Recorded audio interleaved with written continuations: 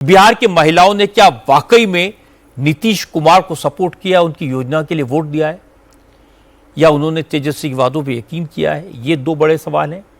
युवाओं को नरेंद्र मोदी के चेहरे पर यकीन है या फिर बदलाव के दावों पर? आप जानते हैं कि काउंटिंग की सारी तैयारियां पूरी हो चुकी हैं। इलेक्शन कमीशन के लिए भी एक एक कदम फूंक फूंक कर रखने का वक्त है। सारे नेता नहा धोकर पूजा पाठ करके जाहिर है सब टीवी के सामने बैठ गए हैं। 8 बजने का इंतजार है। इंडिया टीवी की टीम बिहार के काउंटिंग सेंटर्स पर पहुंच चुकी है। हर छोटी बड़ी हलचल पर हमारे संवाददाताओं की नजर है। बिहार के चुनाव नतीजों से जुड़ी हर खबर, हर सीट से काउंटिंग का सबसे सटीक और सबसे पहला अपडेट हम आपको देने का प्रयास करेंगे। इंडिया टीवी स्क्रीन पर आप ये देख सकेंगे। हरिधर जी, आपने काफी कुछ बताया कि किस नेता का, किस पार्टी का क्या कुछ दांव पर लगा हुआ है, लेकिन इस बात को थोड़ा और डिटेल में आपसे हम समझना चाहेंगे। अगर पर्सनालिटीज की बात करें, इस चुनाव की जो मुख्य किरदार हैं, चुनाव घूम फिर कर लग रहा है नीतीश कुमार के इर्द गिर्द ही आ गया। ये चुनाव भी अगर नीतीश कुमार जीतते हैं, ये इंडियन पॉलिटिक्स में उनकी जगह, उनकी लेगेसी के बारे में क्या बताएगा? सौरभ, शुरू में ये लग रहा था जैसे नीतीश कुमार को तो जबरदस्ती चुनाव लड़ाया जा रहा है। उनके आसपास के सारे लोग उनके बेटे को खड़ा करने के चक्कर में थे। आप पीछे हट जाइए, आपका बेटा सामने आएगा। और अगर मैं एक लाइन में कहूं तो उन्हें सियासत का डार्क हॉर्स कहा जा सकता है। और मजे की बात है कि नीतीश कुमार खुद चुनाव के मैदान में नहीं है, वो चुनाव नहीं लड़ रहे हैं, लेकिन चुनाव के मैदान में इस बार वो सबसे बड़ा फैक्टर बनकर उभरे हैं। अगर इस बार जीते तो 10वीं बार मुख्यमंत्री बन सकते हैं, और यह कारनामा अब तक कोई और नेता नहीं कर सका, तो बहुत बड़ी बात है। उनके नेतृत्व में लगातार 5वीं बार जीत होगी। लेकिन आप ये सोचिए कि नीतीश कुमार कभी चुनाव नहीं लड़े, सिर्फ एक बार हरियाणा से विधानसभा का चुनाव लड़े थे और 1985 में जीते भी थे। उस वक्त उन्होंने समझ लिया था कि लालू यादव और रामविलास पासवान अपनी जगह बना चुके हैं। बिहार की राजनीति में उनके लिए स्पेस कम है, क्योंकि उनकी जाति का वोट सिर्फ 3% है। इसीलिए नीतीश कुमार केंद्र की सियासत में आए, जॉर्ज फर्नांडिस से और वीपी सिंह के साथ वो रहे, 6 बार लोकसभा का चुनाव जीते। लेकिन जैसे ही मौका मिला बिहार के मुख्यमंत्री बन गए, और उस कुर्सी पर अंगद के पांव की तरह उन्होंने पैर जमाया है। ये पैर कोई हिला नहीं पाया अभी तक।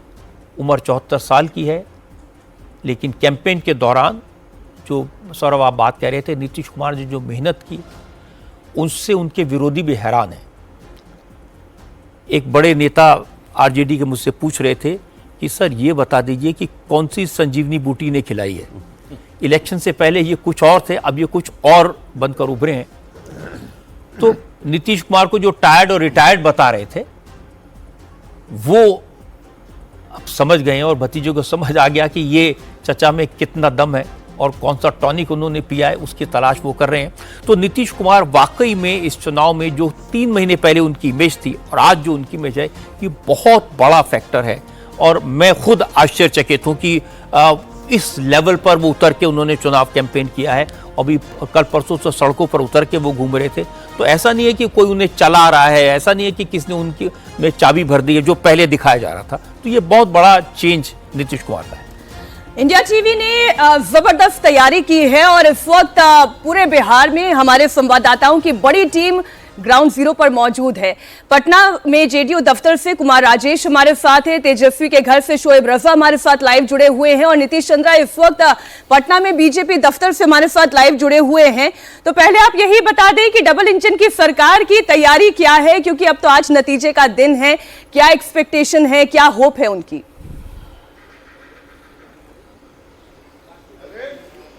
देखिए, पटना के बीजेपी दफ्तर में हम हैं। हालांकि यहाँ कोई जश्न की तैयारी नहीं है, क्योंकि 2015 में शुरू में जिस तरह से रुझान आया, उसके बाद यहाँ जश्न मनाया गया, बाद में तस्वीर पलट गई, तो उसके बाद से ये जोखिम कोई नहीं ले रहा है। तो फिलहाल तो अभी कोई बड़ी तैयारी नहीं है। हाँ, कुछ नेताओं को जीत का भरोसा इतना है कि 2 दिन पहले ही से वहाँ मिठाइयाँ बन रही है अनंत सिंह के घर पर। और दिलचस्प ये कि उनके जो सामने प्रतिद्वंदी हैं सूरजभान सिंह, उनके घर पर भी वैसी ही तैयारी है।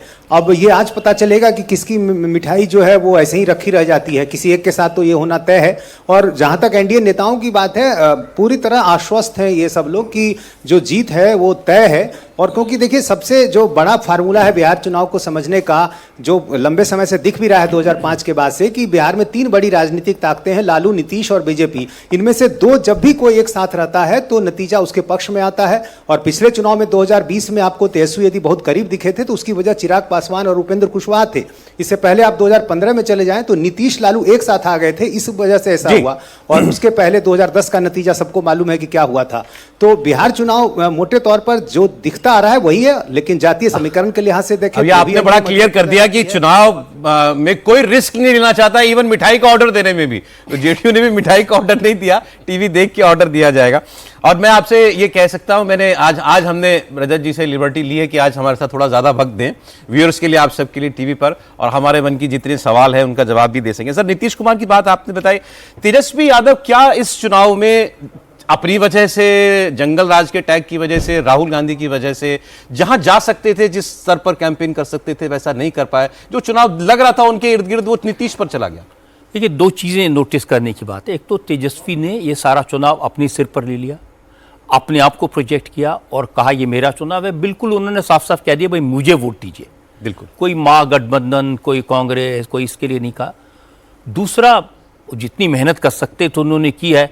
अब एक दिन में अगर आप 18 रैली करेंगे तो एक जगह 5 मिनट ही बोल पाएंगे, उससे ज़्यादा आप कुछ कर नहीं सकते हैं। तो ये लिमिटेशन उनकी थी। और उनको कोई सपोर्ट सिस्टम नहीं दिखाई दिया पूरे चुनाव में। उनको कोई साथ में 4 लोग और हों जो उनके साथ कैंपेन के अंदर उनको ताकत दे, हिम्मत दे, वो नहीं दिखा। तीसरी बात, उन्होंने इस बार लालू यादव को पूरे कैंपेन से दूर रखने की कोशिश की। जो लालू यादव उनकी सबसे बड़ी ताकत थे, जिन लालू यादव ने उनको यहाँ तक पहुँचाया, उनको उन्होंने चुनाव से गायब कर दिया। शायद उन्हें भी ये लग रहा है कि लालू यादव के इस चुनाव में होने का उनको नुकसान होता है। ये एक बड़ा फैक्टर मैंने नोटिस किया। और तेजस्वी ने जो कैंपेन था उसके इश्यूज भी गड़बड़ाए। शुरुआती दौर में वो अच्छी बात कर रहे थे, लॉ एंड ऑर्डर की बात कर रहे थे, बेरोजगारी की बात कर रहे थे, नौजवान की बात कर रहे थे। फिर राहुल गांधी ने आके उनका बिल्कुल गणित गड़बड़ा दिया। वो भी अब वोट चोरी के रास्ते पर चले गए, वोट यात्रा निकालने लगे। बाद में फिर वो अपने रास्ते पर आए। तो कुल मिला के जो कैंपेन था वो ऑर्गेनाइज्ड दिखाई नहीं दिया। तेजस्वी का कैंपेन एकदम स्कैटर्ड था। तेजस्वी का जो महागठबंधन है वो स्कैटर्ड था। और कोई भी चुनाव आज के ज़माने में जब तक ऑर्गेनाइज्ड नहीं हो तब तक आप नहीं जीत सकते। आप ठीक है, सोशल मीडिया पर बड़े बड़े दावे कर सकते हैं, आप सोशल मीडिया पर लाइक्स ले सकते हैं, वीडियो बना के भेज सकते हैं। आप छोटी छोटी गलतियां, अपना एक सड़क पर नाचते हुए वीडियो उन्होंने रिलीज किया। अब इन चीज़ों को कोई फायदा नहीं था। कोई समझाएगा कि आप सड़क पर नाचेंगे तो नौजवान खुश हो जाएगा, ऐसे नौजवान खुश नहीं होता। और बिहार का नौजवान मैं मानता हूँ बहुत समझदार है, अब तक बहुत डिप्राइव्ड है। दुनिया में उसको जहाँ जहाँ अवसर मिले बिहार के लोगों ने दुनिया बदल के दिखाई है, लेकिन बिहार में उसको इतने अवसर नहीं मिले।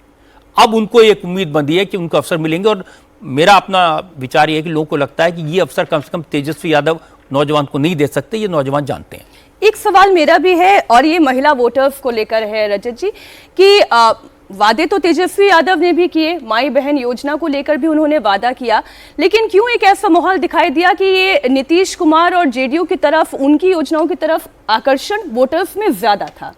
नीतीश कुमार का एक महिलाओं से पुराना रिलेशन रहा है। देखिए, नशाबंदी जैसा फैसला लेना, शराब पर पाबंदी लगाना बहुत बड़ा फैसला होता है किसी भी सरकार के लिए। राजस्व का नुकसान होता है, उसको चलाना मुश्किल हो जाता है। इसको लेकर के तरह तरह के सवाल उठे, नीतीश कुमार इल्ज़ाम लगे, लेकिन इसने महिलाओं को उनके साथ खड़ा किया। महिलाओं को लगा कि अब घर में ये होता है कि जब जो शराब पी के आता है और महिला को पीटता है तो महिला उसको कहती है कि पुलिस बुला लूंगी।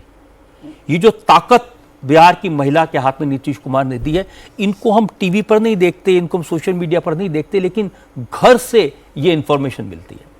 ये नीतीश कुमार का विश्वास। और फिर उन्होंने ये जो स्कीम दी, 10,000 रुपये देंगे, आप अपना काम शुरू कर सकते हैं, वापस नहीं लिया जाएगा, इसके ऊपर और लोन मिल जाएगा। कुल मिलाकर नीतीश कुमार ने बिहार की महिलाओं का विश्वास जीता है और इसका लाभ जरूर होगा।